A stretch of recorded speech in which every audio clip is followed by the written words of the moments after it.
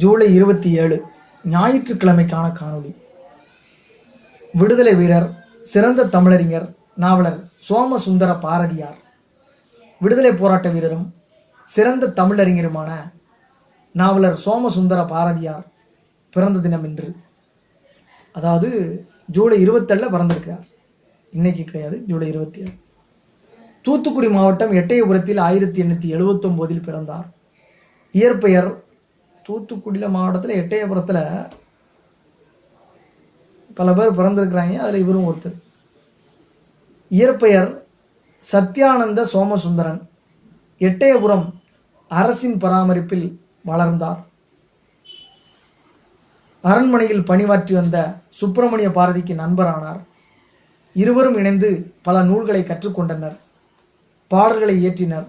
அரண்மனைக்கு வந்திருந்த ஈழப்புலவர் ஒருவர் இவர்கள் இருவருக்கும் பாரதி என்ற பட்டத்தை வழங்கினார்.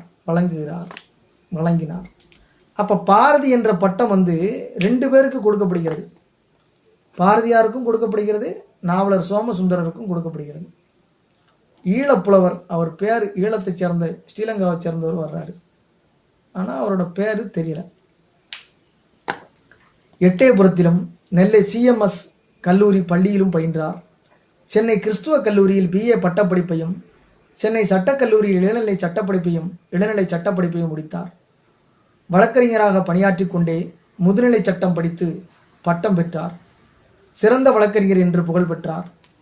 ஆயிரக்கணக்கில் சம்பாதித்தவர் அதை விட்டுவிட்டு வஉசியின் அழைப்பை ஏற்று ரூபாய் 100 சம்பளத்தில் அவரது சுதேசி கப்பல் கம்பெனியின் நிர்வாக பொறுப்பை ஏற்றார்.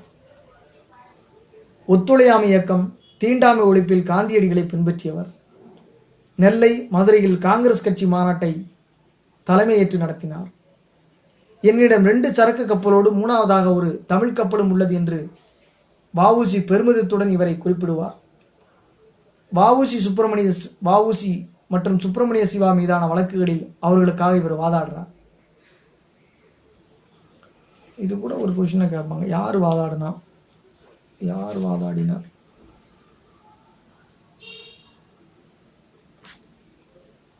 வஉசி மற்றும் சுப்பிரமணிய சிவா மீதான. காந்தியடிகளை முதலில் தமிழகத்துக்கு வரவழைத்து உரையாற்ற செய்தவர் நாவலர் சோமசுந்தர பாரதியார். அதே மாதிரி அம்பேத்கரை இமானுவேல் சேகரன் வர வச்சு பேச வச்சிருப்பார் மதுரையில். நேதாஜி சுபாஷ் சந்திர போஸை முத்துராமலிங்கர் என்பவர் வரவழைத்து பேச வைத்திருப்பார். தன் குடும்பத்தினரையும் விடுதலை இயக்கத்தில் பங்கு